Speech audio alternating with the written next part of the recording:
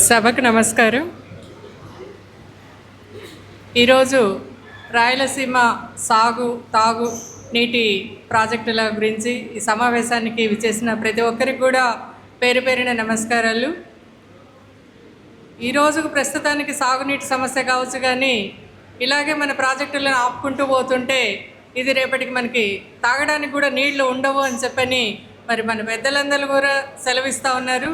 ఈరోజు ఈ సమావేశంలో మన పెద్దలందరూ కూడా మనం ఎదుర్కోబోయే సమస్యల గురించి వీటి గురించి అందరూ కూడా విశదంగా విపులీకరించి మాట్లాడడం జరిగింది. మరి మన పార్టీ ఆదేశానుసారము మన పార్టీ లైన్ ప్రకారము ప్రతి ఒక్కరం కూడా ముందుకు పోయి ఈ ప్రాజెక్టులను సాధించుకునేంత వరకు కూడా ఎవరం కూడా విశ్రమించబోమని చెప్పని ప్రతి ఒక్కరు కూడా ఇందుకు కథలు రావాలని చెప్పని మరి మన నాయకుల మాటల ప్రకారము మనమందరం ముందుకు సాగుదామని చెప్పని ప్రతి ఒక్కరిని కోరుకుంటున్నాను.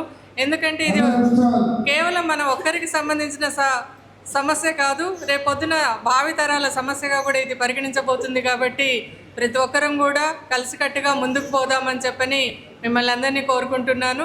ఈ సమావేశానికి ముఖ్య అతిథులుగా విచ్చేసిన మరి అనంత వెంకటరామరెడ్డి అన్న గారికి, గంగుల ప్రభాకర్ రెడ్డి అన్న గారికి, శైలజానాథ్ అన్న గారికి, మరి మిగతా ప్రతి ఒక్కరికి కూడా పేరు పేరున ధన్యవాదాలు, నమస్కారాలు తెలియజేసుకుంటున్నాను.